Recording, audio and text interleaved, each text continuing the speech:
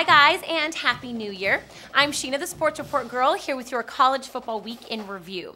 So, it's been a while since we last met, and a lot has happened in that time. There have been some exciting bowl games, and some that were just plain awful. Some bowl spark any fond memories out there? I mean, really? One stinking field goal, that's all we get? I don't know what's more embarrassing, to win or lose a game like that. Anyway, as much as I love the bowl season, the truth is, the vast majority of them don't mean anything to anybody outside of the fans of the teams playing. And as much as most of us hate the BCS, they have the only 5 games that really matter. So as the college football season wraps up, I am going to spend the next 2 weeks recapping these games. First on my list is the granddaddy of them all. I think a lot of us were hoping that Penn State would be able to make a game of it, if only for Joe Pa's sake. I mean, who wants to see a man as old as the Rose Bowl itself lose? But the game was officially over when SC scored twice in the final minutes of the first half, taking a 31-7 lead. As good a year as Penn State had, they just couldn't stop the Trojans.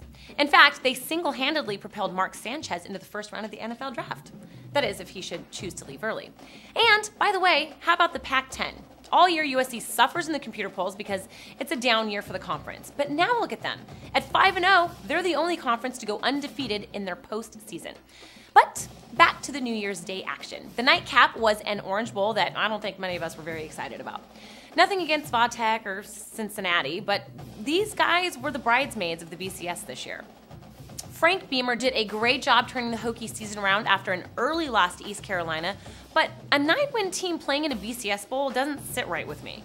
That said, they were impressive in their win over a Bearcat team that dominated the Big Easy. As for Cincy, their quarterback, Tony Pike, showed incredible heart playing the last 7 games of the season with a broken left forearm. But after 4 interceptions in the Orange Bowl, I started wondering if his right arm wasn't broken as well.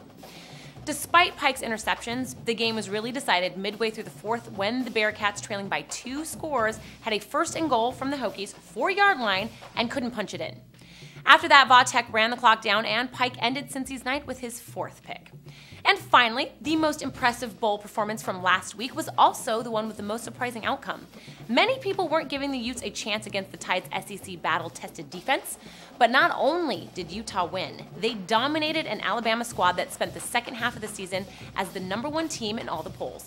Brian Johnson, Utah's quarterback, threw for 336 yards and 3 touchdowns en route to a 31-17 victory.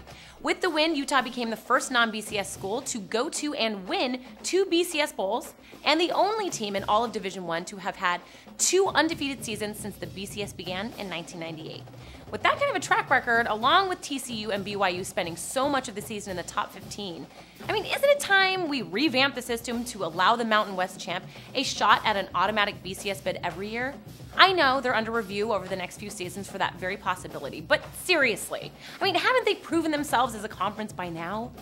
I'm sure a lot of you probably disagree with me on this, so go ahead, give it a shot. Okay guys, that is it for now, but be sure to tune in next week as we review the Fiesta Bowl and the BCS title game. And if you haven't yet, please subscribe and rate and comment. See you back here next week.